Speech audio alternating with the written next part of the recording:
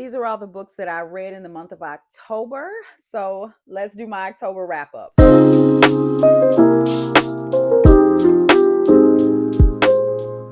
Hey everybody, and welcome back to my channel, Bookmarked by Aaliyah. Welcome if you're new here. We are about to go through all the books that I read in October. The theme for October's books were for like spooky season. I didn't want to read all thriller, but I did want to read darker themed books. So that's what I did.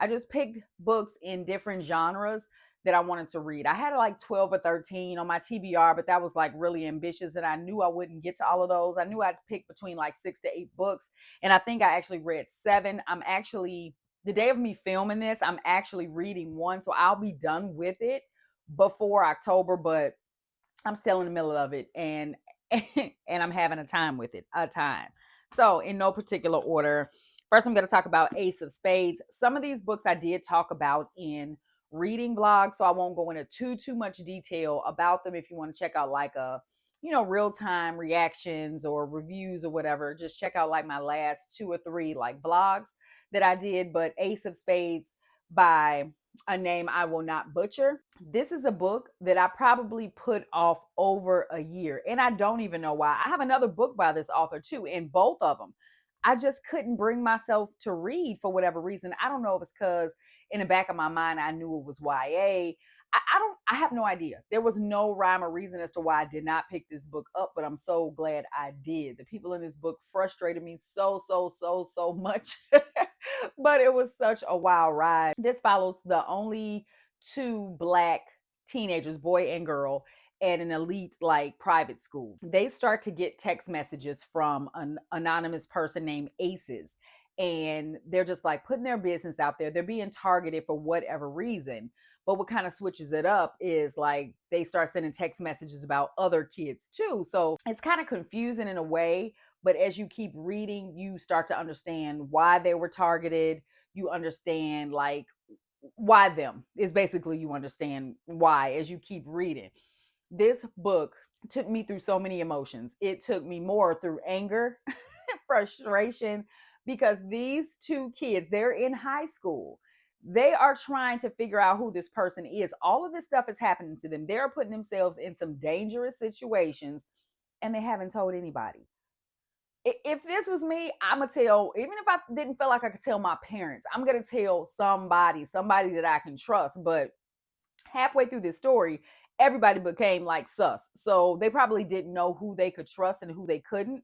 But still, like that was like, y'all are reaching. Like, why can't y'all go tell somebody what's going on? Like, it was so frustrating.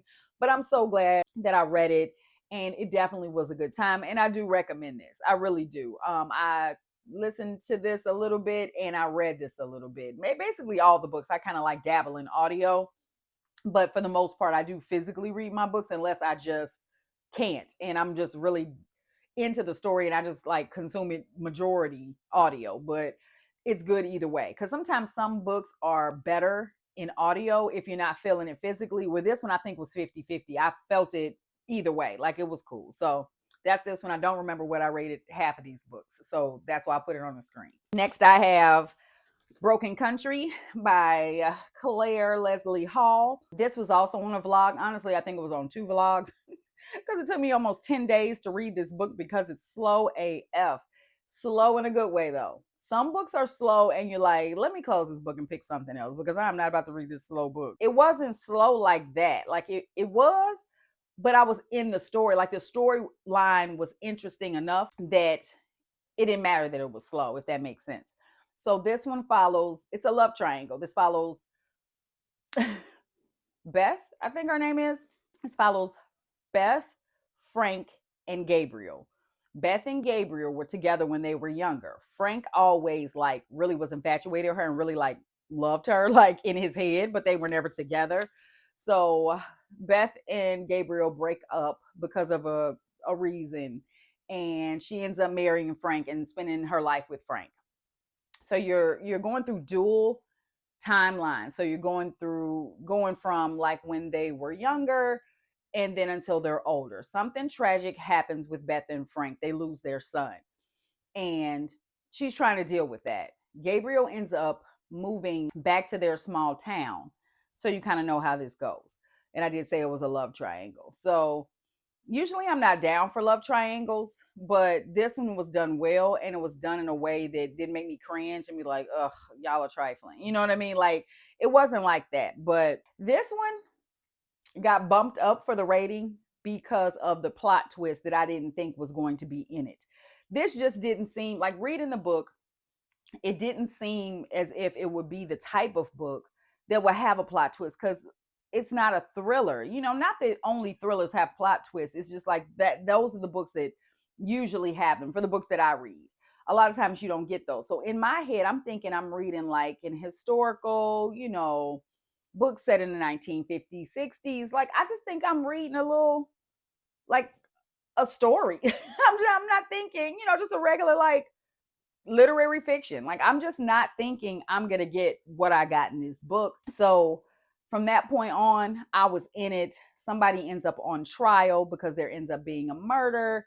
There are so many little things that get dropped in this book that I wasn't ready for. Therefore, I love this book, and I highly, highly recommend this book. Next, I have Sheree Lewis, Sincerely Me. This is, I guess you would consider this an urban fiction, but this is a very sad book. This is a book that, I'm not big on, like, check your trigger warnings, because just read the book, but some I do want to let you know what you're getting into before you get into it. This deals a lot with addiction, heavy on grief and loss. So just, prepare yourself before you pick it up. Heavy, heavy, heavy on those three things.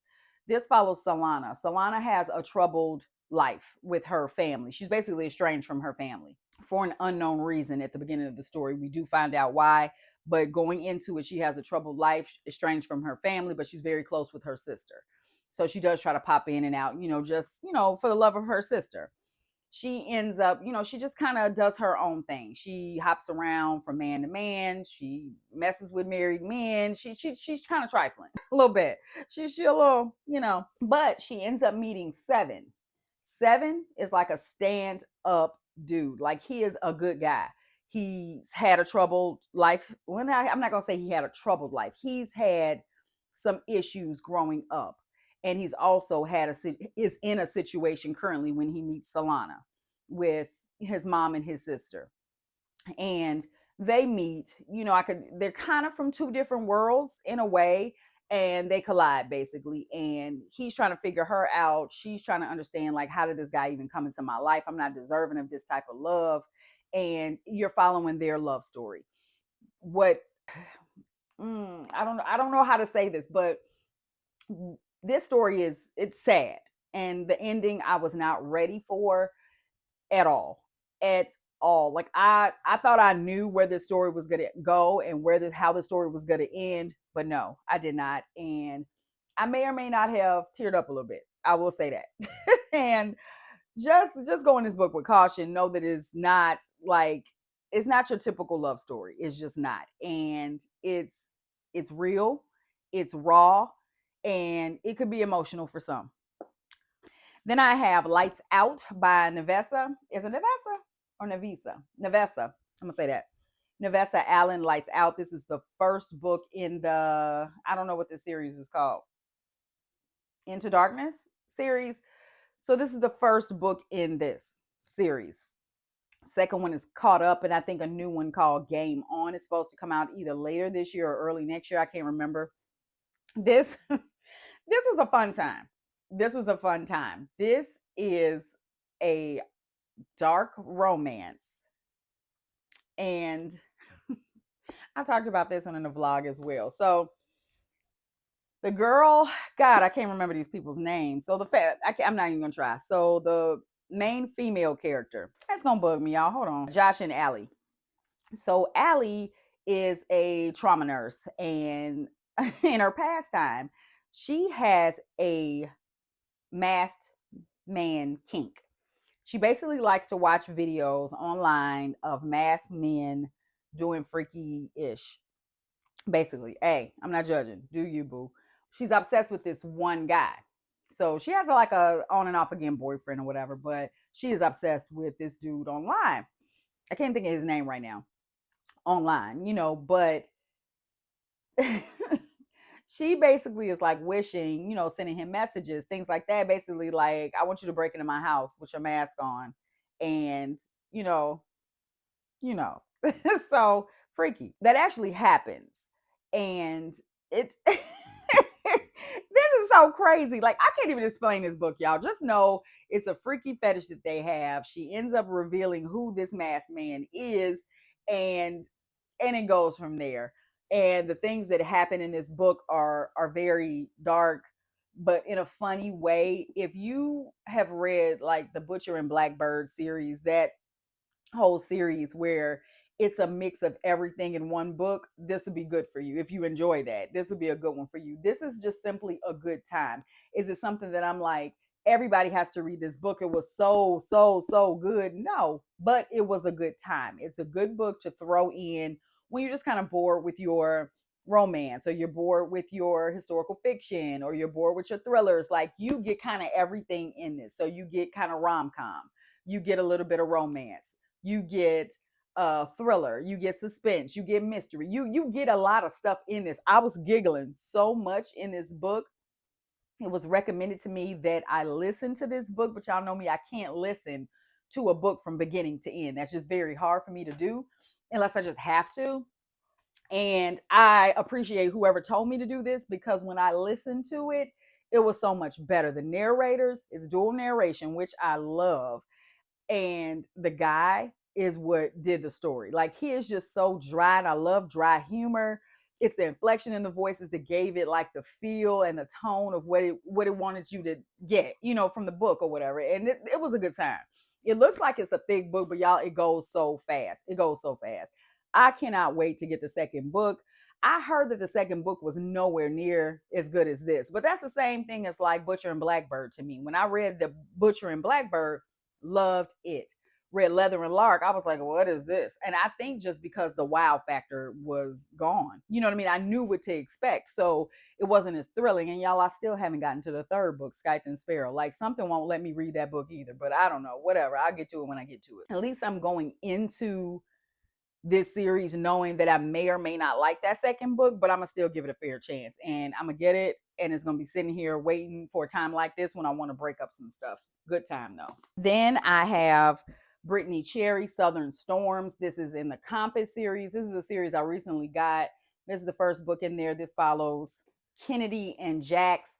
Kennedy and Jax were friends when they were at summer camp as like 10 or 11-year-olds. Time went on, camp was over. They hadn't seen each other in like 10, 15 years or whatever.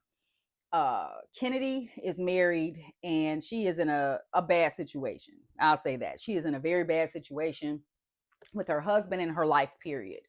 She basically leaves, or is forced to leave, and she goes to this small town where her sister is. She just shows up at her sister's door like, I need your help. I had to get away. Here I am. Her sister puts her up in they flip houses, her sister and her husband. And she puts her up in one of her, flipped houses or whatever in this small town. That's supposed to be this like cute little town. Everybody knows everybody. So she's there. She has a lot of anxiety about being there by herself, but she ends up meeting with the like town jerk. It's always a grumpy sunshine with Me-Cherae. So she ends up meeting the grump of the town, and he's very grumpy and he's very mean to her, and she's sunshine and rainbows despite what she's been through. And you know how those grumpy sunshine goes. She peels back every layer of his grumpiness and brings out all the love. He's got it's all the grumpy sunshines go. He's got a good reason as to why he's as grumpy as he is, and it's all found out. It all gets brought up, and everything comes together, and you get your happily ever after. Like I always say, Me-Cherae books to me aren't ones that before, when I first started reading her, it was like, oh, these are so good. But now that I'm have read a lot by her, they're more like palate cleansers, and they're a good time every time. There's nothing, I haven't read one in a minute that just got me all in my feels. But this is, it's cute. I personally love a grumpy sunshine. You know how it's gonna end. It's very predictable, but I like I like watching the grump peel all the layers back. I just love that, because there's a good guy in there somewhere, but life has made him just tough. And they always meet that special someone to break them out of that darkness that they're in. and show them light, and I just love that. I just love it. So that's what this one is about. Then I have, y'all, Invisible Life of Addie LaRue by V.E. Schwab.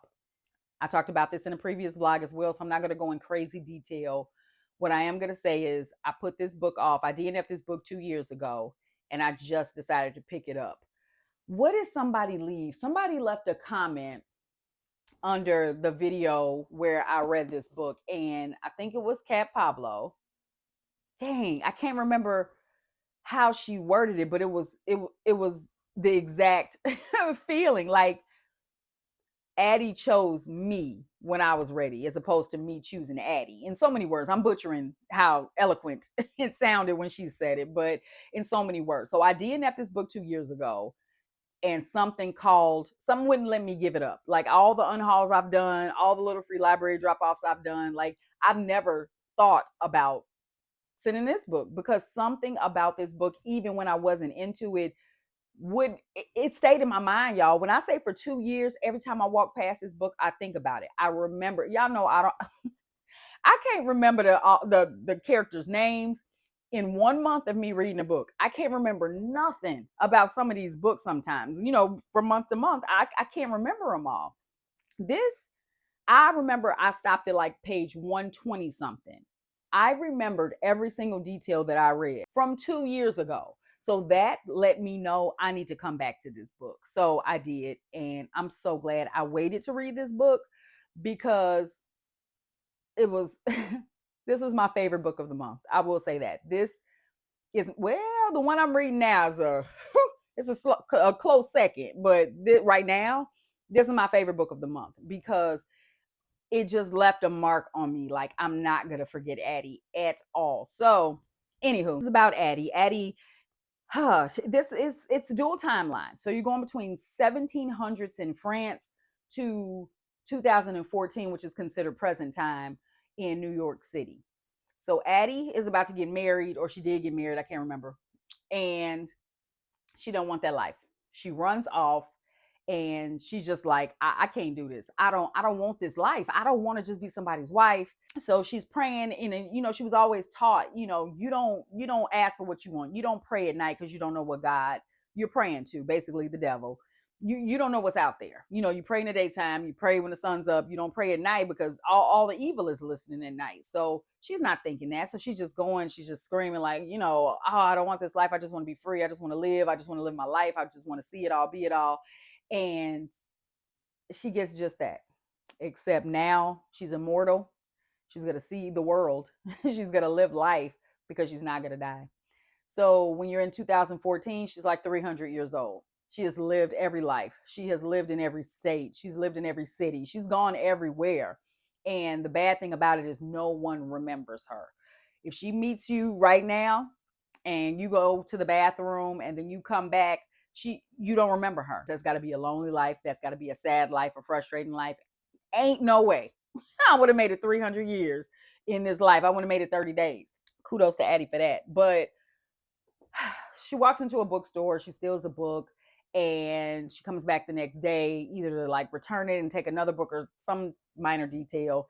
And the guy in the bookstore remembers her. And it's basically like, seriously, you just tried to steal from me, or you did steal from me, and now you're going to come back. So he remembered her. So that is the whole point of this story. How does he remember her? How? Nobody in 300 years has remembered Addie. How does he remember her? And that is where you are in the story. And that is the whole point of the story. And I highly recommend this, but I highly recommend this when you're ready. If you're reading it and you're like, oh, this is boring, this is that, I feel you, because that's exactly why I DNF'd it years ago. But do not give the book up. Do not give it away. Hold on to it, because your reading taste will change. What you're reading today, and this is for all readers, I don't care what type of reader you are. What you're reading today, trust and believe, a year from now, your palette is gonna expand. You're not gonna want just what you're reading today. Take it from me. When I first started back on my reading journey about 3 years ago, strictly thriller and romance. That is all I read. Now, I'm not reaching for romance so much anymore. I'm not reaching for thriller so much anymore. I'm reaching for books like these. I'm reaching for more historical fiction. I'm reaching for those books like Broken Country. I'm reaching for books that make me feel something. I can escape more, and reading is an escape. I escape more in those type of genres. Romance is cool, but they're so predictable. You know what you're gonna get. You know what I mean? There might be some little sprinkles of something different in every single book, but to me, they're all the same. I love that because I love love and I want to be all in my feels and be like, oh, that's so cute. It's a happily ever after. That's all cool and all, but I feel like books like these, well, not like this one, like some of those darker ones, some of those historic, like those, that's real life. You know what I mean? And I'm a real person. I keep it all the way 100. And I just think sometimes romance is just a little delusional. Some of them. That's why the romance that I learn now that I do love are those romances that have deeper issues. Those romances that's not boy meets girl, everything's perfect. We have one little fight, we have a little breakup, and then we skip down the aisle. Like, that's not life for everybody. You know what I mean? Like, it's some real things that happen, real tragedies that happen, real things that make you tough it out. You know what I'm saying? And I love those type of romances now. So I said all that rambling to say, read this book when you're ready. So what I'm reading now, y'all, is Grown. And I am loving this book, loving it. If you've been here for a while, if you watch like an old video, I think from maybe a year ago, 2 years ago, I don't know. Whenever I was reading The Weight of Blood, y'all, that's an old video. That might be like 2 falls ago. I think 2 years ago. I said I was parting ways with Tiffany D. Jackson. I remember that I said that. I haven't gone back. I have no idea what video that's on, but I said I was going to part ways with her because I am not a fan of how she ends her stories. And at the time, like I said, your reading's going to change. I like closure in a book. I want the book to end in a neat little bow. Her books don't do that. Well, the 3 that I've read, 3 or 4 I think 3. I keep saying 3 or 4. I really think I've only read 3 books by her. But I never liked how her books ended. It left it open for the reader to kind of come to their own conclusion on what happens next, what happened. I don't like that. I took my time reading your book. You're going to close this book out. Where at least this one, I'm going into this. Well, I went into this. Damn, where my bookmark? I think the last I was reading was on my Kindle. But I got I'm about 60 some percent into this book right now. And I have read it between my Kindle and this. I have not even touched audio. You know a book is good when you don't have to pick up the audio. Page Turner, I'm loving it. It's very uncomfortable. Very uncomfortable. I love how there's not a lot of on page, stuff that goes on. It's just alluded to and you know what's happening. I kind of like that because I didn't want to be that uncomfortable. This is good. It follows Enchanted, and she's an aspiring singer. She goes to a singing competition where she's introduced to a famous like singer / producer, and he shows interest in her. And he's basically going to make her a star. And it's it's her journey to stardom. I'll say that. Her tough journey to stardom. And it's sad. It's sad that it's probably a lot of singers that are out there today, singers that we don't even know of because they never made it far enough to get there because they were in situations like this. It's sad, but it's probably real. And I'm loving it. It is a page turner. I highly recommend.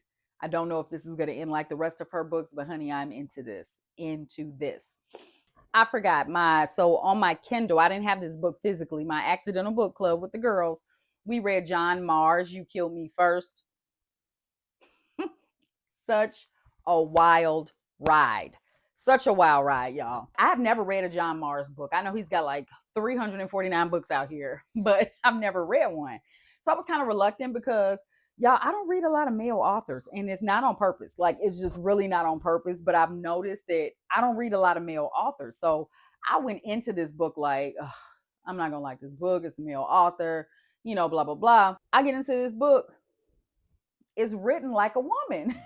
I don't know if that's a compliment for him or a diss. I really don't know. But anywho, this book is like a domestic mystery thriller. It follows three women, three messy women.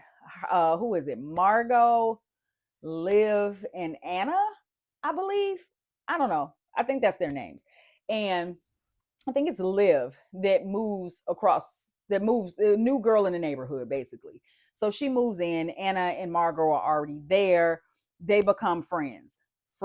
So you're following them for about maybe like a year of their friendship. It starts off with somebody gagged and bound, basically in a fire. That's how the book starts off. Like, I'm not spoiling anything. Literally, if you read the first 3 lines of that book, that's how it starts off. That is like present, I believe, present day. And then you go back to find out, how did we get to that point? You don't know who that person is. You don't know what's going on. It's very confusing. There's 100 people in this story. It's a whole lot going on in this story. And you're just finding how messy us women are, how messy we are, how conniving we are. If you like Lucinda Berry's books, you'll like this book. I don't know about all his books. I know this one for sure reads like Lucinda Berry. It was giving like, what's her book? Keep Your Friends Close. It kind of gives you Liane Moriarty vibes, Big Little Lies, like that type of flow of the book. Messy, catty women who's look like they're friends in their faces, but they're the most backstabbing bitches out there. So it's a good time. Highly recommend that one. Highly recommend. That was such a fun time reading with the girls, as always. And I just love reading with them. I say that all the time, but that is definitely one you need to put on your shelf. So that's all I have, y'all. So these are all the books that I read in October. Like I said on a previous video, I really don't have any November plans, but y'all, I'm regretting every minute of not doing a TBR. I'm doing this, read your way through the rest of the year. Let's not tie ourselves down. Girl, I've been trying to pick another book since I'm like almost 70% in this book. I've been trying to pick a book since yesterday. Since before I started this book, I was trying to figure out what was next. I still don't have a clue. I have no idea. Because this book is consuming me, and I feel like this is going to put me in a slump in a good way. It's going to put me in a hangover. I have no idea what's next. I have no idea what November is going to bring. I'm going to end up reading one book in November. Who knows? I don't know. But as always, thank y'all for hanging out with me. Make sure you like, subscribe, share, comment, and hype this video. All books I talked about in this video are linked below, straight to Amazon. I appreciate each and every one of you, and I will see y'all next Sunday.